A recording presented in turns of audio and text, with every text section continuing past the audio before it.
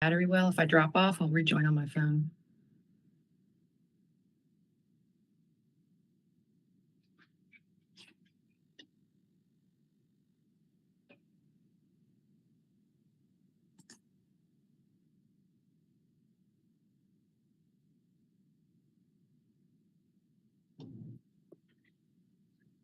We are live. Good morning, everyone. I'm Sage Turner, Chair of the Housing and Community Development Committee. I'd like to welcome you to the April 16, 2024 remote meeting. All council members and staff are participating virtually today. For those of you out there with us, welcome. To help our audience follow along, I'll be stating each section of the agenda aloud. We are streaming live on our Virtual Engagement Hub, which is accessible through the Virtual Engagement Hub link on the front page of the city's website. We also have an option for the public to call in and listen live. You do so by calling 855-925-2801. You'll be prompted for a meeting code, and that number is 9791. For today's meeting, we also have the option for people to call in and comment live. To do so, it's a similar process. You call the same number, 855-925-2801, same meeting code 9791. But your phone will be muted and you'll hear the meeting live. You'll need to push *3 and that will make you in the speaker queue. Okay, I'm going to go through and do a quick roll call for committee members and staff who are participating today. If you could, as I say your name, come off mute and say a quick hello. Councilwoman Antoinette Mosley. Good morning. Councilwoman Shanika Smith. Good morning. Assistant City Manager Rachel Wood. Good morning. Assistant City Attorney Janice Ashley. Good morning. Community Economic Development Director Nikki Reed. Hello, everyone. Affordable Housing Officer Sasha Bertinsky. Good morning. Community Development Division Manager Dennis Newburn. Is he with us? Oh, yes. Good morning. Good morning, everyone. Okay, we've got a few things on the agenda today. First up is approval of the minutes from March 19th. Can I get a motion? Has everybody reviewed them? So moved. Second. Okay, because we're virtual, we always do a roll call vote. Councilwoman Mosley? Aye. Councilwoman Smith? Aye. Myself, aye. The minutes are approved. Okay, so we have public comment up next, which is a little out of sorts for our agenda. I wasn't sure. So we're doing public comment first? Yes, Councilmember Turner, the main reason we did that was just in case any of the applicants wanted to speak to you all before you considered a potential motion recommending. I'm sorry, you did brief me on that. That's right. Okay. Okay, so we're going to do public comment first. It's going to be 3 minutes each. And how are we doing this? We're going to queue Katie up for phone calls one at a time? Yes, and Madam Chair, we do have someone in the queue asking to speak. So just a moment and I'll get it all set up. Go ahead. Thank you. Caller ending in 5702. Your line is now open. You will have 3 minutes. Good morning. This is Andy Barnett with Asheville Area Habitat for Humanity. Am I coming through? Yes, we can hear you. Okay, great. This is the first time I've done this sort of call-in public comment. So I want to thank the committee members for considering our application for Housing Trust Fund for down payment assistance. A lot of times when we think about long-term affordability and affordable home ownership, there seems to be it feels like there's a choice between long-term affordability and wealth creation for the first buyer. And the plan that we're recommending in this Housing Trust Fund application brings both of those policy goals together. It's a formula that the city's already supported with Housing Trust Fund previously, as well as with ARPA funds, but it allows Habitat to exercise our right of repurchase on homes that we have previously built, and pair that with new sources of down payment assistance, both public sector sources and private sector sources that we raise to create affordability for the second buyer while preserving wealth creation for the first buyer and keeping those homes in the affordable housing stock for a longer period of time. So we're really excited about the city's past support for this model and what we think is a really great way to, again, to marry those two public goods around affordable homeownership that sometimes feel like they're at odds with one another when we're thinking about affordable homeownership policy. So anyway, I just encourage you to support this application as you're reviewing things. And I know you've got a long agenda today, so I will end my comments there. But thank you so much for your time today and for the staff time on helping put this creative approach together. Thank you. Thank you, Andy. Katie, do we have more callers? I will reload. One moment.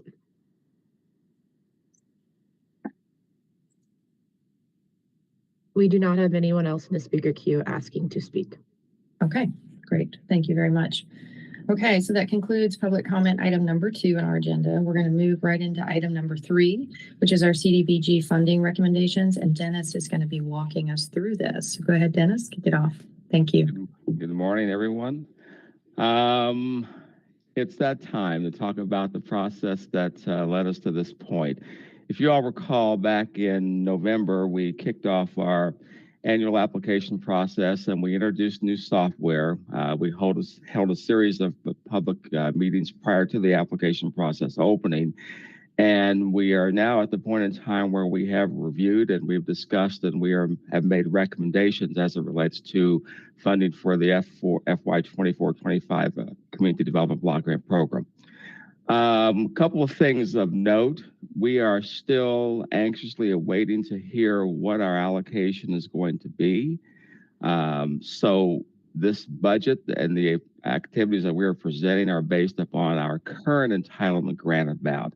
As soon as we hear from HUD one way or another, be it up or down, we will pass that on and make further revisions. So today's discussion involves recommendations. Final recommendations will not be completed until, one, we know what our actual entitlement is going to be, and second, after we've completed the annual action plan process. Next slide, please. So for key takeaways for this particular application cycle, there were 13 applications that were received. In our initial review, the staff had the responsibility of going through along with myself to determine eligibility. And from that, it was reduced down to 12. The total amount of funds available exceeded $1.8 million for funding requests. And as noted here, this does not include city public facilities and improvement proposals. I'll get into that a little bit later. The total projected available amount of funding is $1.34817 for upcoming fiscal year FY25. And then lastly, we'll be seeking this committee's referral of our funding recommendations to be further reviewed by the Asheville City Council for final submission. Final submission should take place by June of this year. Next slide, please. So on this chart, of importance is the estimated budget, $1.34817. There are a couple of rules that are important to note with regard to the use of CDBG funds. First of all, there is a cap on activities that are considered to be in our world public services. That cap is 15% of the grant, so $155,222. The second cap is on planning and administration related to carrying out the activities that are undertaken under the block grant program of $206,963. So that leaves basically $672,672 available for possible funding of activities during the upcoming fiscal year. Next slide, please. So a little bit of background on the organizations that have applied for funding this year. For the public services categories, and basically public services activities are activities that would assist, if you would, things in the home, healthcare, employment, education, those type of nutrition would be another example of activities that basically would be under this category. And as I said a moment ago, there's a limitation on how much we can spend under this category, and it's 15% of the grant. So without going through, I'll leave the slide up for a few more moments just so you can see the organizations and what they've submitted and a little bit of information about what they're asking for. Next slide.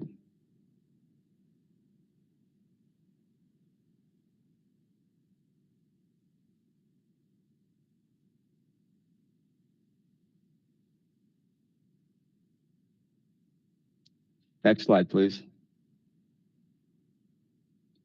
So at the division level, and today our discussion is based upon a couple of things. One, the activity clearly has to demonstrate eligibility with regards to CDBG, capacity of the organization to undertake the activities that they've proposed, as well as the organization's ability to effectively use the funds. And from a historical perspective, if there have been any challenges with the administration of federal funds generally that the organization has received, and in particular, community development block grant funds.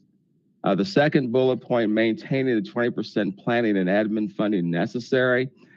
We'd like to give more for projects, but it is important to basically set aside that 20% of funds that are available to the city for the administration of the program. And then the last bullet point, allocating remaining non-public services dollars for community center improvements within low-mod areas. Basically, this bullet point kind of illustrates our responsibility to undertake activities that are located within census tracts with a low-mod population of 51% or higher. So these tenets are basically some of the things that we look at to determine eligibility initially. Next slide, please. Our recommendations under the category for public services are as follows. And you'll note the first organization, the Spark organization, they requested $48,720. We are recommending that they be funded $22,000, even $22,000, excuse me. And then the next slide represents what they received last year. YTL training programs, we did not recommend funding this year for this organization. By the same token, IFB Solutions, we also determined that they were considered to be ineligible for block grant funding, not because of the activity, but because of the lack of information they submitted in order for us to ferret out exactly what they were asking for. In the category of public services, homeless prevention, fiscal legal services, we're recommending continuing our commitment, but down from the $60,000 that they asked for, with a recommendation of $41,000 instead. On track financial services, this organization provides for low-income people, but for the communities they serve generally, the opportunity to experience and be aware as it relates to financial management, as it relates to either home ownership or financial management as it relates basically to what goes on in the home. We see this as an organization that does a wonderful job of providing home buyers as well as people who are thinking about going into home ownership with the opportunity to be prepared for that task should they go there. Homeward Bound Coordinated Entry Program, we're recommending continuing that, but at the amount of $37,900 as opposed to their ask of $53,000. The next slide, please. Mountain BizWorks, a longtime organization that's provided microenterprise assistance to our community. They have asked for $162,500. We are recommending $110,000. HelpMate has two proposals that they have submitted, and they are one of our domestic violence providers. We are recommending that we continue with them, but as you can see that the requested amounts versus the recommended amounts are much different. Homeward Bound Western North Carolina, this is an organization that we recommended that it not be funded due to the fact that the activities presented were considered to be ineligible under the block grant program. And again, Western Women's Business Center, the other organization, provides assistance for microenterprises. They've asked for $135,000. We recommended $110,000 funding. Stevens Lee represents, from the city's perspective and from the block grant perspective, a continuation of a program that we've already started. We have been involved with this organization, with this facility, spending $750,000 currently. And this would allow us to be able to go in and provide some additional funding to address other issues that Parks and Recreation and facilities have identified. This is an example of an activity that takes place in an income eligible area. And the work that we're doing in this area will obviously increase the viability of the facility, the physical viability. It will provide for additional recreational opportunities for the community. And we see this as, in the eyes of and the philosophy of HUD, a type of transformative type of activity that will lead to other types of activities in the area that will certainly improve the quality of life for people who live in that area. There are two new categories that we've added this year. In our review of the applications, generally, there are for our nonprofit partners as well as those organizations that have applied for money. There are some common things that we noted, and there are some uncommon things, so I'll talk about both. With respect to the common things, nonprofit leadership changes an awful lot. And as such, the brain trust that might have been there is reduced. And in some cases, it diminishes the organization's capacity to do the type of services that and to offer the types of programs and to have the types of administrative controls in place that we need in order to justify the use of CDBG funds for those organizations. So I'm happy to announce that for organizations that we currently are partnering with, that we are reviewing or have reviewed, as well as organizations that have contemplated applying for CDBG funds but are not quite ready, we will be providing technical assistance, internal as well as external, to help those organizations.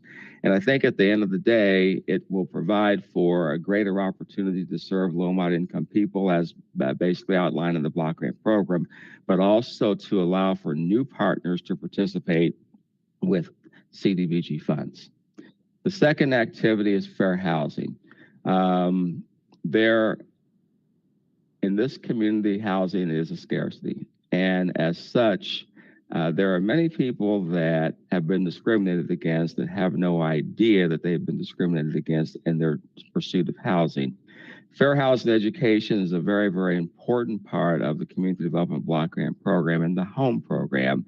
And the idea is to partner with an organization that has an interest in furthering fair housing education throughout the community.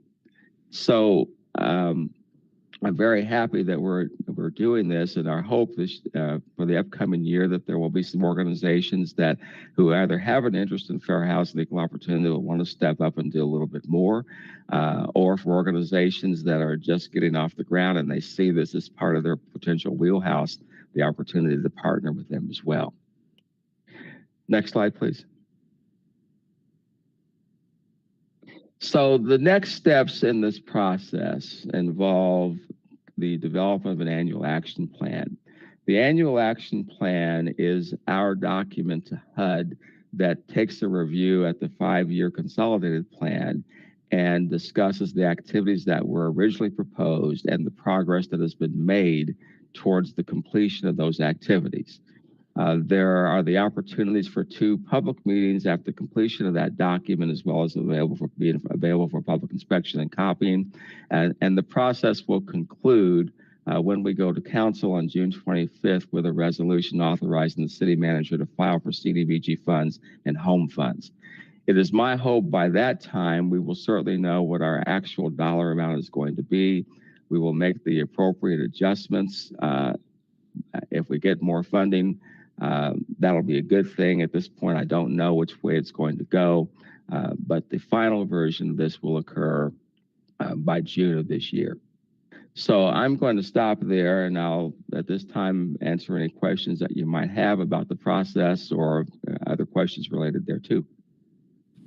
Thank you, Dennis. Councilwoman, any questions for Dennis? Okay, just a couple math ones from me. So the non-public services with our cap of 672, but the recommendations of about 86,000 more, 759. Are you just pulling that from the 20% you would have held for staff or management of it?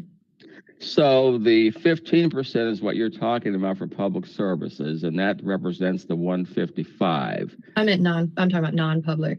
Yeah, the 672 Yeah, but then, so that's what we have to spend, and then above it, obviously the 206 for the planning and admin, but your recommendations are for more than 672. So are you just planning to withhold less for planning and admin? We'll either do that or we'll come back to the drawing board, and then a lot of this is going to be based upon what we actually receive. And at this point, I wish I could tell you more, but I don't know. And because of the statutory deadlines that we have to meet, we had to go with what we had. Right. But I do suspect it's going to change. It's just a larger number. So if this is what we recommend, then we're eating into about $86,000 that could have been for admin and staffing, which is just a little confusing to me because we are really struggling on the budget side of things for payroll and covering costs. Good question. So that part of the budget basically is program income. And program income represents either what we think we're going to get along with what we've actually received. There's no way to predict that number. So at the end of this process, I'm going to throw a number in, and that could be as low as $26,000. It could be as high as $80,000. And that's based upon past history for the last few years of what we've actually received. But this budget does not represent that. This budget actually represents based on our current entitlement with no predictions whatsoever about what our actual dollar amount is going to be.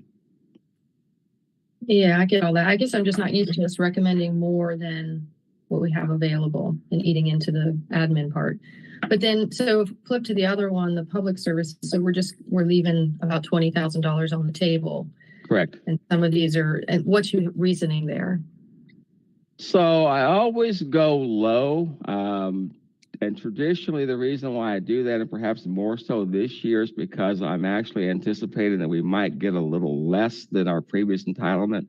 And if we do, I'd rather be in a situation where we have committed less and basically it's in line with what could be available. Now, the other thing is that we could very easily come back and say, there's another organization or two that could perhaps use a little bit more money. And we would have the ability to actually go back and make the adjustment to increase that dollar amount. But with respect to your question, I'm perfectly comfortable with the recommendations that we have based upon what we know at this time.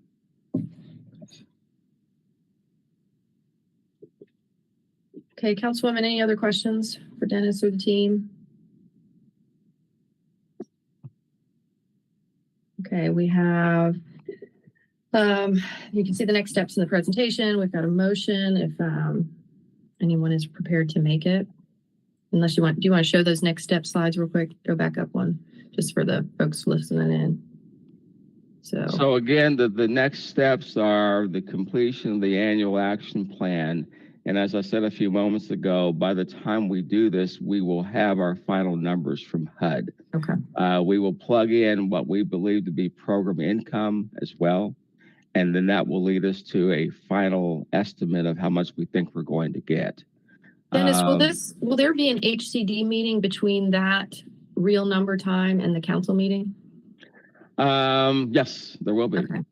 So we're kind of leaving an option there to discuss some of this. So if more money comes in, or if we're worried about that planning cap, like I'm a little worried about depleting the funds that we need to support the staff to run the programs while we're having such a budget crisis throughout, I don't want to say crisis, a budget personnel discussion throughout the rest of the city. So just flagging that. But maybe when the numbers are in and hard, we'll be able to revisit if we want. And I can assure you that 206, we're not going to touch that for anything else. So in a worst case scenario, the place to look at reductions would be with Stevens Lee. Okay, fair enough. Okay, the next slide has a suggested motion if anyone would like to make a motion. I move to recommend the fiscal year 24-25 CDBG funding allocations to the City Council for submission. The fiscal year, 24-25 annual action plan for HUD approval, authorizing the city manager to sign all necessary documents to this effect. Second. Okay, and a roll call vote. Councilwoman Smith, Aye. Councilwoman Mosley, Aye. myself, aye. Okay, so this will move on to council unless we need to revisit it at our next meeting with hard numbers. Dennis, maybe the best way to handle that is each, I don't know, we're going to talk about the next May meeting, but if not, just email us when the numbers come in or something.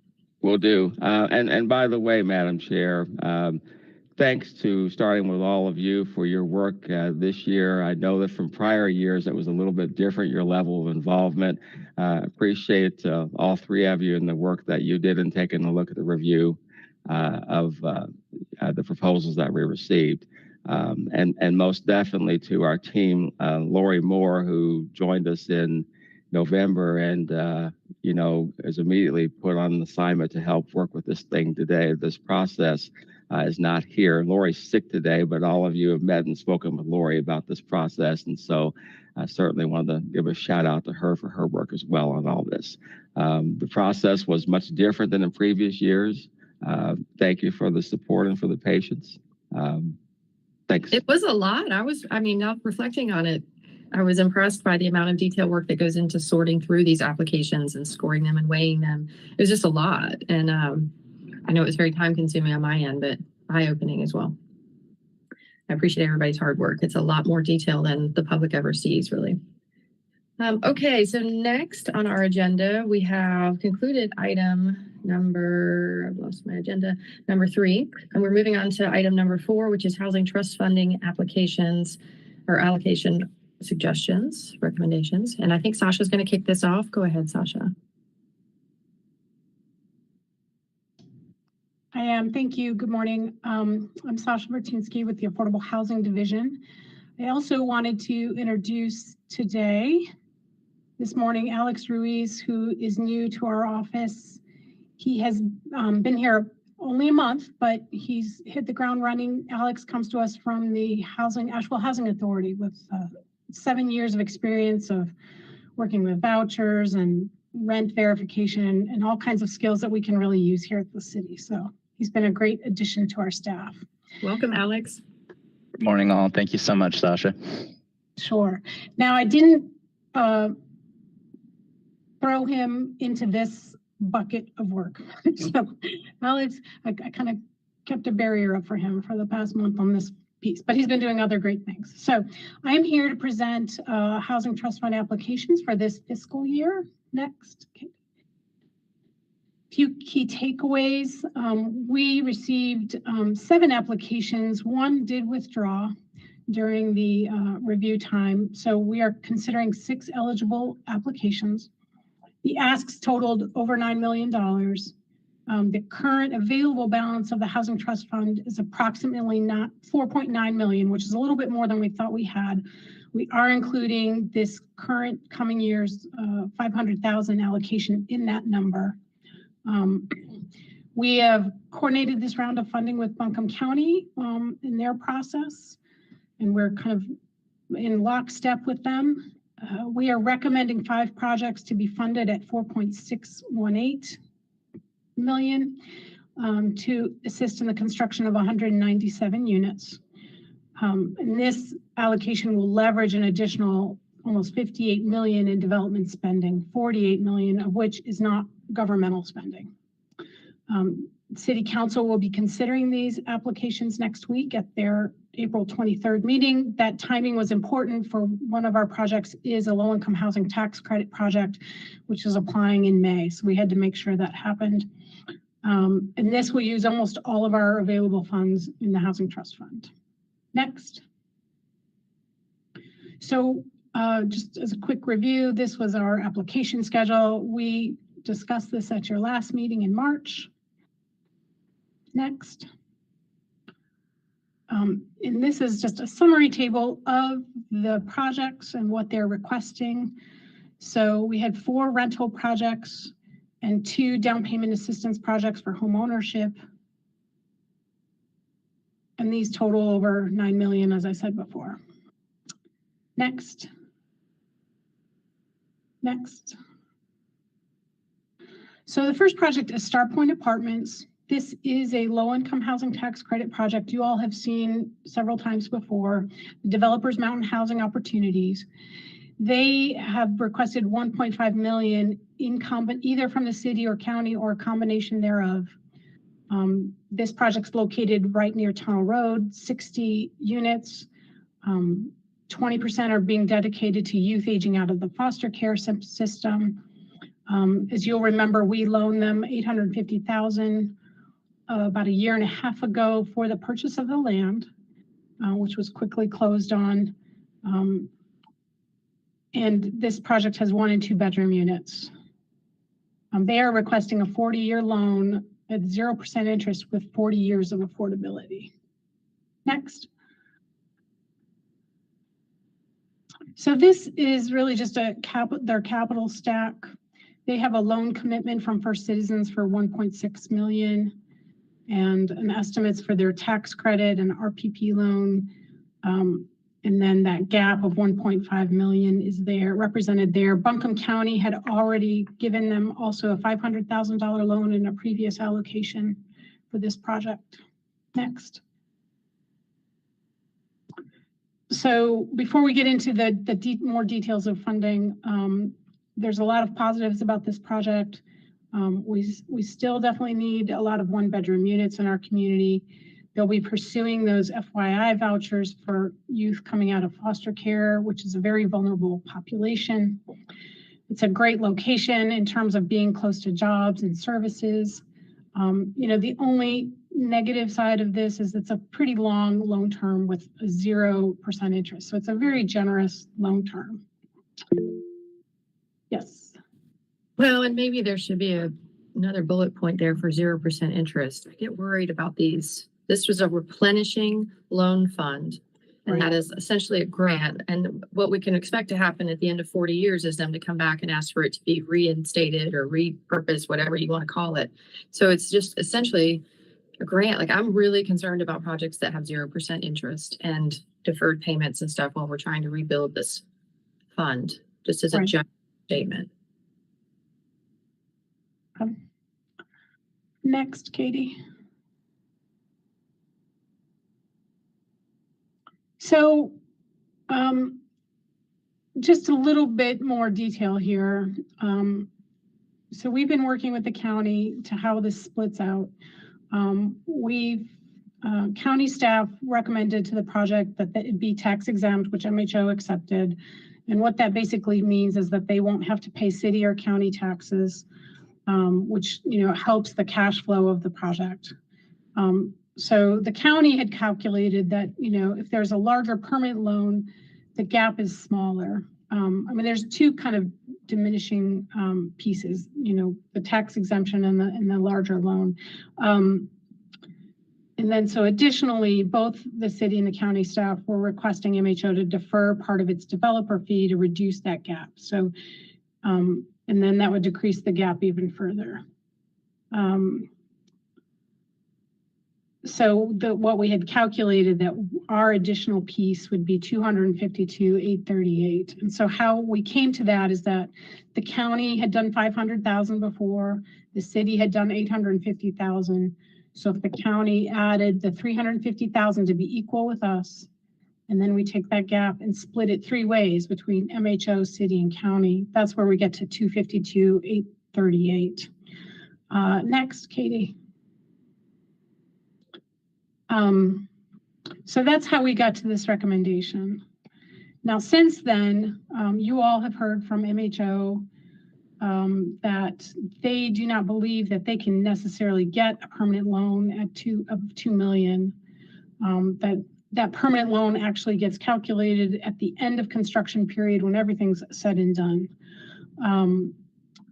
And so they are still very concerned that they will still have a gap of about approximately $391,000.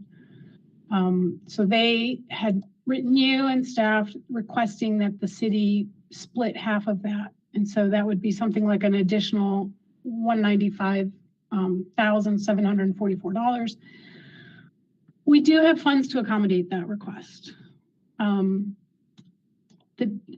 me talk a little bit about timing here. So And I don't have a slide for this, so I apologize for that. So the way the county process is happening, today their committee is meeting, their Affordable Housing Committee, and they'll be hearing about this project.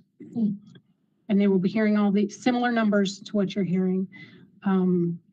Next week, that committee, it's a meeting, they're not making a final recommendation. Next Tuesday, the 23rd, I believe at 1:00, their committee meets again and they will make their final recommendation. And that will be the recommendation that goes to the commission. And generally speaking, obviously I can't speak for the county, but generally speaking, those recommendations are what gets voted at the commission. The commission doesn't tend to change those recommendations. So literally hours before your meeting at 4:00 at Harrah's next week, we will know where the county stands on their split. And I know we have tried very hard to work on having this equity of investment between city and county. So we don't know for sure where the county is going to land on this project.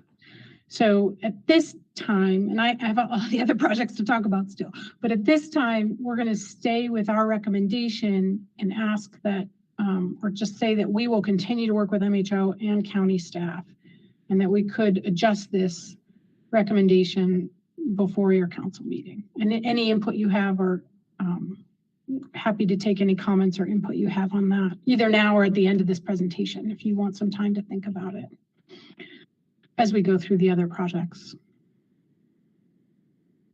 I'll just say one quick comment to say how crucial and helpful it's been to align these processes. And I appreciate staff's effort to do that, because it allows this kind of conversation to happen, because it can really throw off these projects if these decisions are months apart. So just thank you to staff for, getting through this process to this part. I think it's a good next way to handle it, next step. Okay, well, I'll keep going, and then, we can discuss at the end if you have other thoughts. The next project is called Rowers Affordable. This is a 4% tax credit project. So what that means is that, it means several things. But one thing is that it's a rolling deadline. So they don't have the May deadline and they apply when they're ready. It also means, because it's a 4% tax credit, not 9%, there's less equity offered from tax credits. So the gaps in these projects, the financing gaps become bigger. They have requested approximately $3.9 million from us. They are located between Brevard Road and I-26, north of the Outlet Mall. It's 126 units at 60% AMI. They're asking for a 30-year loan term with 2% interest with 30 years of affordability. The request is 8.5% of the total development cost, which is under our 10% cap in our policy. There will be a conditional zoning required, so they haven't gone through that process with you all yet. They have good quality amenities, and they have, 1 through 4 bedroom sizes, and they actually have quite a number of 3 and 4 bedrooms. I believe it's 63 3 bedrooms and 21 4 bedroom units. So that's, it's nice to have a range of projects of different types here. Next. So here's their capital stack. They have requested $8.6 million with Buncombe County. Now, again, this is where we're not sure where county is going to land on this project. They have had a lot of huge requests, and they have another 4% project on their docket that's outside the city that they're considering. But in the county, the reason that amount is higher is we have that 10% cap. The county has a 20% cap for 4% projects in recognition that those gaps are higher. We could have a similar cap, but we usually don't have the amount of funds available to go up that high on a project anyways. So yes, so the subsidy per unit on this project is almost $31,000, which is a reasonable cost. Next. So the pros of this project, Rowers is a very experienced developer. They have projects all over the country, successful projects. The funding will support 126 affordable apartments for 30 years at 60% and below. It aligns with our consolidated plan goals. And again, the 4 bedroom unit mix is great. The only negative here I would note is that it's a substantial amount. I don't know that we've ever loaned this much from the Housing Trust Fund before, but it is the kind of amount that a 4% project needs to be successful. Next. The next project is Overlook 157. This is an apartment building on Leicester Highway that you all have seen as a Luigi and also as a conditional zoning. They're requesting $2 million in construction financing for 72 units at 80% AMI. It'd be a 3-year loan term at 2% interest with 8 years of affordability. And because it's a construction loan, that actually meets our policy, which is a 5% affordability term. With construction loans, you get paid back much faster, so we don't have the same requirements. The request is 9.45% of the total unit cost per affordable unit. Their CZ has already been approved. They have a Luigi, which is slated to be a maximum of 1.7 million for 29 units, affordable for 20 years. So there is a portion of the project that has a longer affordability term, and it is 1 and 2 bedroom units. Next. And here's their capital stack. They are working with enterprise community partners, a different branch than we're working with. They have a real estate investment branch to bring equity to the project, and they have a loan from Stearns Bank as well. Next. So this is a very experienced developer. We know they have successful projects in all over the, in different parts of the country. They are leveraging a substantial amount of debt and other funds. And, positive is that it's a quick turnaround with repayment at 2%. So we would get our money back pretty quickly, plus some interest there. Concerns are, though, that, it's the affordable units are targeting 80% and below. It's a limited affordability period. It's, generally, as I said, it meets our policy, and at the same time, we generally try to have longer affordability terms for our investments. It also appears that their loan, they're asking for this loan because of our lower interest rate, and we think they could get a larger loan from Stearns Bank and make this project work without our funds. So we believe it'll still be built. It may not have that same affordability component, or maybe it will because of the enterprise involvement. But we think it doesn't necessarily need HTF funds. Yes. Any insight into why they didn't have a county application as well? No, I did not ask them that.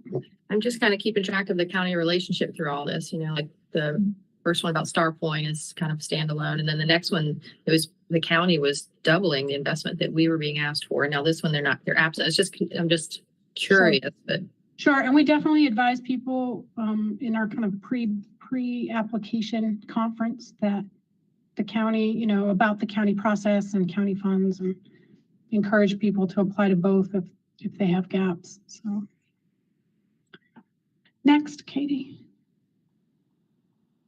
The next project, you may remember from March, we discussed hospitality houses. They are requesting $40,000 to build 2 supportive housing ADUs at 60% AMI or below. They're asking for a 3-year loan term at 2% interest, 10 years of affordability, 10 to 15, I should really put here. So the request is not quite I thought I had changed these, but it's a by right use on personal property. We consider this a pilot project, and they are working with the Western Carolina Rescue Mission to provide support services to the renters. The first 6 renters they have a licensed social worker who will be doing weekly supportive visits with the tenants. Next.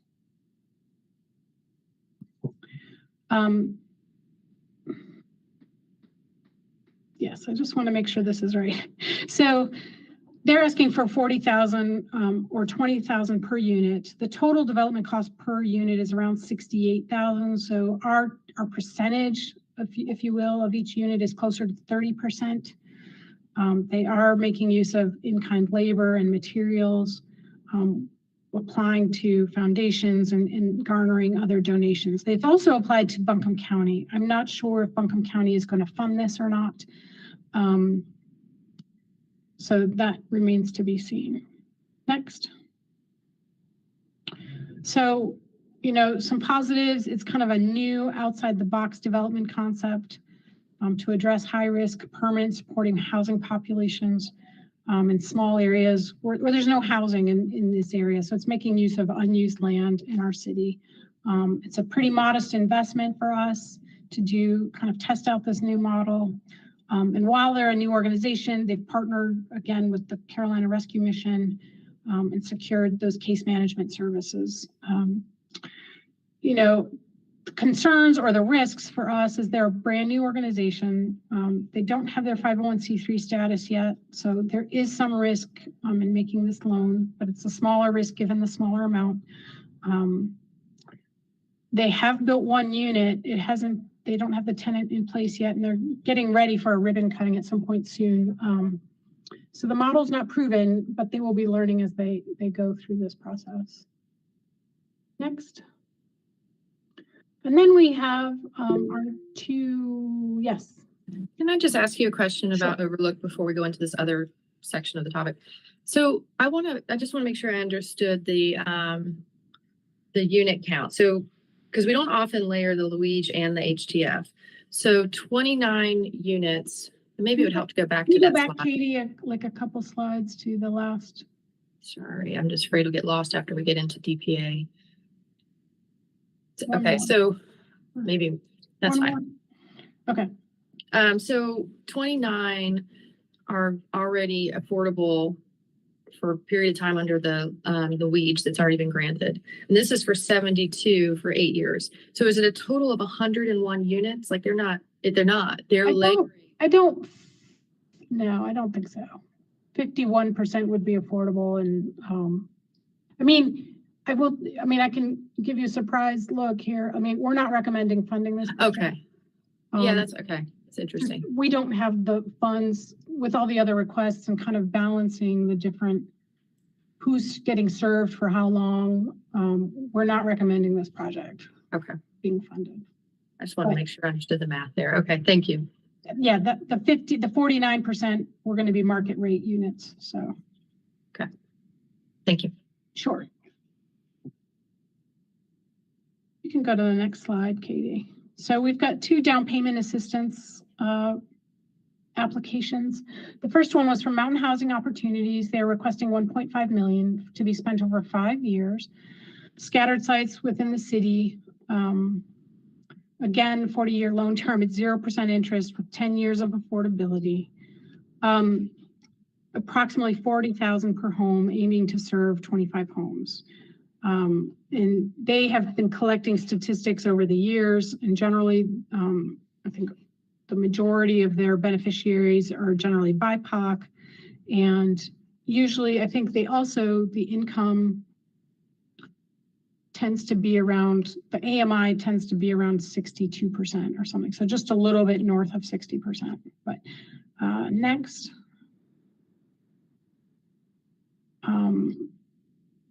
So they also have some other funding sources that they are layering with this request. And yeah, next. So a few things. They do have a long track record with this program. It's been in place for many years.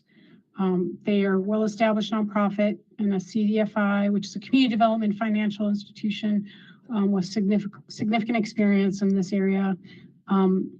So they're leveraging existing program resources and funding to assist low-income home buyers. This is the shared appreciation model. So what that means is, and I have an example in my staff report, you know, if the down payment assistance is 10% of the home cost, let's say, so if it's a $200,000 home and they give a 20%, I'm losing my language here, 20,000 DPA, you know, to reduce that cost for them. When the home buyer goes to sell, they repay MHO 10% of whatever they net. So if you sell pretty quickly and the home hasn't appreciated very much, you know, you might be paying back MHO more than you get out of equity. But if you wait a little bit, if the homeowner's there for, and I don't know the exact number of years, and homes appreciate quickly in our market, but let's say if the home sells for $300,000, which is not an unlikely scenario given how quickly things appreciate, you would pay back MHO 30,000, but you would get the other 70,000 to take with you to go onto your next home, if that makes sense. So it allows MHO then to take that money and put it to a next home buyer. So that's kind of the model. So that the idea is that this loan goes to new home buyers and it's growing the program. It's not, so it's not just new home buyers, but we're adding to the pot and expanding their program here. The concerns listed here is that, you know, this is a really large request and it's a 5-year request. And we think this would be better funded when we have a larger balance of housing trust funds. And maybe, you know, if a bond got passed and this was a model that was chosen, that's when we could really maybe fund a multi-year request. Yes. Sasha, do we know that with the shared appreciation model, because there's been a lot of discussion over the years, so for sure that shared appreciation that comes back at the sale is reused for another shared appreciation down payment? That's my understanding. Yes, that's my understanding. And then I guess I was kind of updating with staff not too long ago, and it sounds like we worked out all of the paperwork monitoring and stuff, but there actually might be additional layers to track those funds and their reuse. Is that right? I'll let Nikki speak to that, if that's okay. Well, and I think we do want to distinguish this from the home program funds, right? I think that is something that we want to be clear on, is that this program is separate and distinct, and it is not commingled with the home funds as far as I understand. Right. Okay. I know there was a lot of debate around the shared appreciation model when we were looking at our last round of bonds and earmarking $1 million for it, and whether or not the shared appreciation was the goal. But I mean, I think the realistic situation of example you gave of the 200 and 300, even if it's 300,000 and 400,000 and it's 10 years, I mean, it's not such a huge number, but I guess it's important that when this moves to council that everybody understands that piece, but I think you've outlined it here. Yeah. Okay, next, Katie. And then we come to the Habitat for Humanity. This is the last project. They are requesting $146,000 for 4 homes for down payment assistance. They are dedicated to serving families at or below 60% with this project. They're asking for a 30-year loan term at 0% interest with 30 years of affordability. They will purchase homes, rehabilitate them, and then sell them to qualified home buyers. Just to be clear, our money would be used for the repurchase and then the DPA. And this is, as Andy Barnett said earlier today, this is the same model that we used with their scattered site loan. That was from 2019 or so for 8 homes. So we understand this model and we have done this before with them. Next. So this is just, they are internal revenue is very general, but that, that can be all kinds of things, but that's, Habitat doing the financing. It might be store proceeds. It might be individual donations. It can be any kind of things. So they're not leveraging private equity, but rather their own funding sources. Next. So the pros, it assists in preserving affordability of 4 homes previously developed by Habitat. And it's, a modest per unit cost for home buyer projects. We don't have any real concerns here. It is a little vague. The individual homes haven't been identified with, we'll work with staff to make sure we have enough information on each home and it's documented before each project starts. Next. So in summary, here are the projects. this could be a little confusing, but basically, I have here for Star Point, the 252, 838. And then when you add that to the 850 that we previously loaned them, we get to 1.1 million, approximately. Rowers, because of the other requests, well, I'll say that rowers were actually recommending full funding of this proposal because it's a really good proposal. It's got 2% interest. So, and you know, they're a very solid developer. Overlook, as I said before, we're not recommending funding. It's not that it's not a good project, but when you balance out all the pros and cons of these other projects, reaching lower AMIs, it just seems like that's not the right fit for us. Hospitality houses, we are recommending funding them. And MHO DPA, we are recommending 1 year of funding. So not 5 years at this time, but 1 year of funding at $300,000, fully funding the Habitat DPA. And that gets us to $4,600,018, $204, and 197 units total. So again, for Star Point, we will continue to work with county staff and MHO. And so that recommendation could shift a little bit between now and city council. It wouldn't go down. And any feedback and thoughts you have about that, welcome them. How close to being shovel ready are they? They are, I know they're on the TRC agenda for final TRC the next meeting, I believe it is. And Rich Olnichek with MHO has stated that they're basically ready to submit for building permits. Yeah, we don't want them to have to wait another year, but. Well, and what about the suggestion that there be a contingent amount depending on the county vote? You know, if we're worried about the gap, the 295, we could do something like that, just so as not to delay it now that we're on this once a year timeline.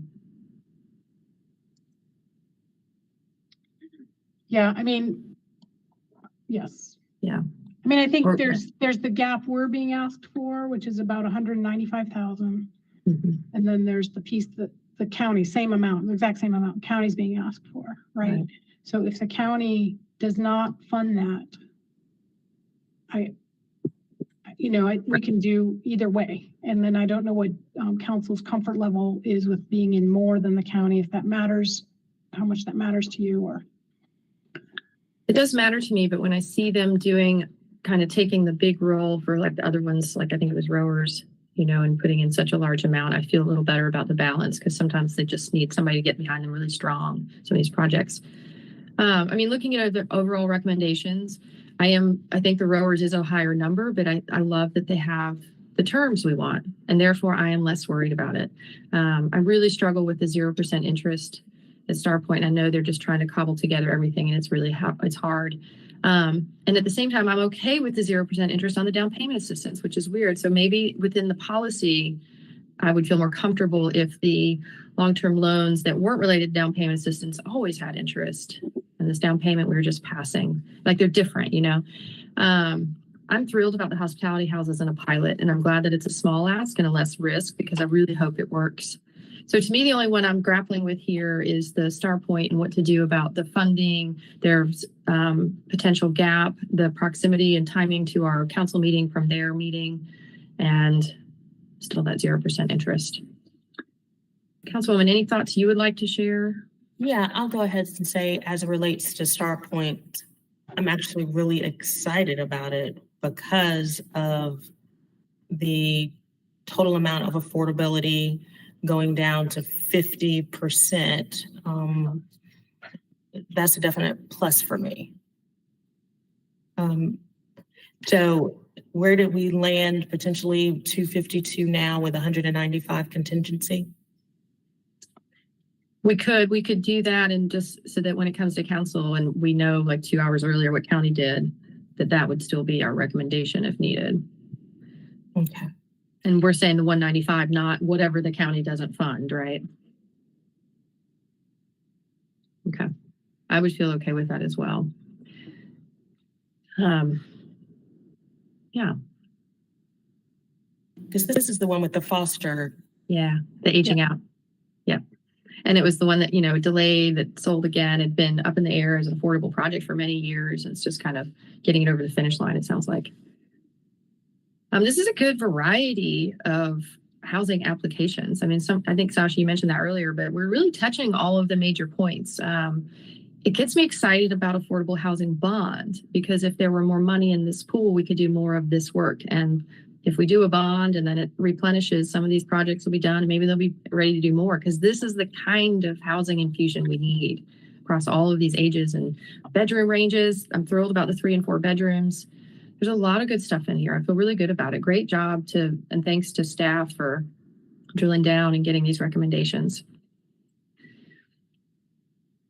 I don't know. I know we have a motion. Do you all have any other comments, or are we comfortable with the 195 language? And Katie, could you go to the next slide? I believe yeah. So you can use this suggested motion, and I've got some language ready about the 195 if needed. If you want, yeah. Or you could just add your own language about a contingency of. Would anyone like to make a motion?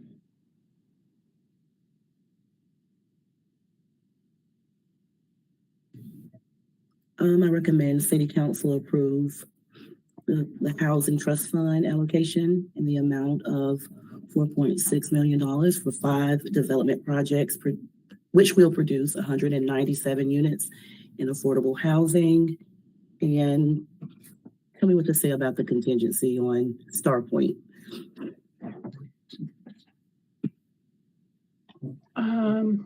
You could have, an additional recommendation to allocate up to an additional $195,000 for Star Point, contingent upon the county vote at their Affordable Housing Committee. Right, that's the motion. Second. Okay, we're virtual, so we'll do a roll call. Councilwoman Mosley. Aye. Councilwoman Smith. Aye. Councilwoman Turner. Myself, aye. This is wonderful. Sasha, real quick, any closing thoughts on how the process is going now? This is our second year doing this in line with the county. Anything we've learned, anything you need us to do to, update the process or policies or any takeaways? Well, I think I should acknowledge we had assistance from TDA in some of the analysis of this applications, which was really helpful. TDA, the housing consultant. Yes, and it's unclear, we have discussions about whether we will continue to need those services, or, now that Alex is here and I'm getting some training, we may be in a position to do more of it ourselves next year. I think the timing with the county is good. It's tricky.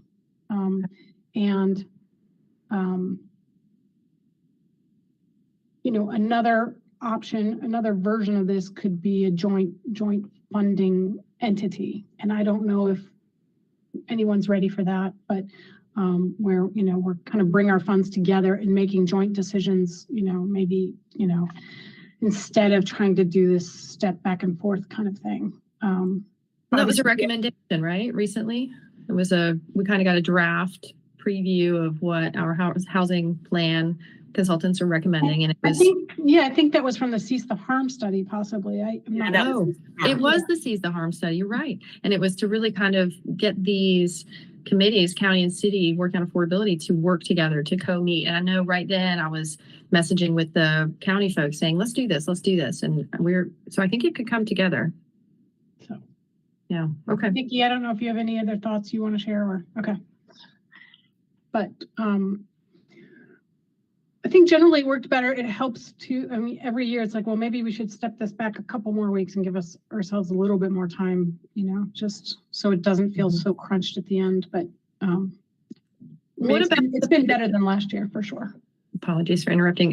What about the potential? We had concern that some projects might miss out or not be able to achieve funding because the cycle was once a year. Did we have any fallout from that? Anything that? You know, I have had thoughts about whether we should have a second